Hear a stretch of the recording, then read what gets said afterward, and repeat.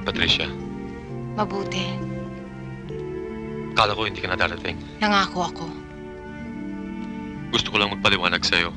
Hindi ko kailangan. Mali ang iniisip mo. Kung mali man ang iniisip ko, may dapat ka pang ituwid. Nang iniwan mo ako sa resort, tinapos mo ang lahat. Nang pakasal ka sa kanya, pinatay mo ang lahat ng nakaraan sa atin. That includes our 7 years. Dahil ang akala ko, wala sa plano mo ang magpakasal. Alam mo namang hinahabol ako ng mga magulang ni Melissa. Mababaw na dahilan. Konting panahon lang naman ang hiningi ko sa'yo. I just wanted to prove something to myself.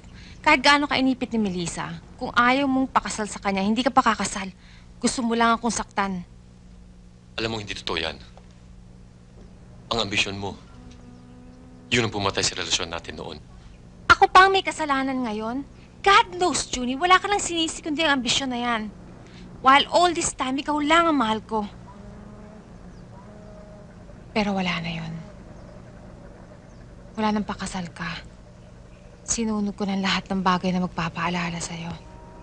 Lahat. Wala na, Junie. Wala na.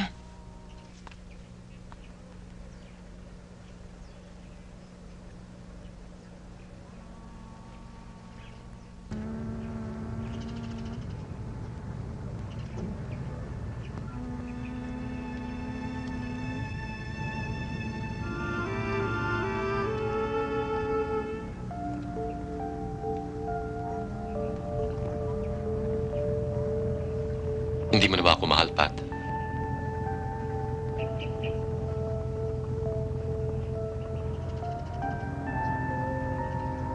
Pitong taon, Junie.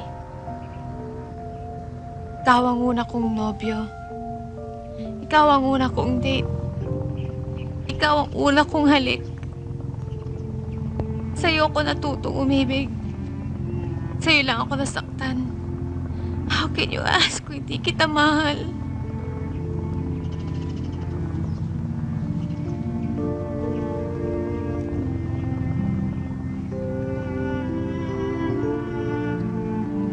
I'm sorry kung nasaktan kita. I'm sorry dahil alam ko malaking pagkakamali ang ginawa ko sa'yo at sa sarili ko. At pati na rin kay Melissa na pinakasalan ko kahit hindi ko siya mahal. You never had a chance. Ikaw pala ang pinakamalagang bagay sa akin. You're right.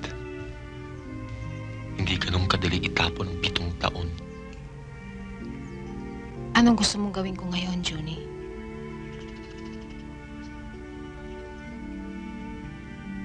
Bumalik ka, Pat. Sumama ka sa akin. Gawin natin lahat ng ating plano noon. May pag-asa pa. Papaano si Melissa? Nagpaliwanag na ako sa kanya. Alam na niya. Mahirap magkunwari ng matagal.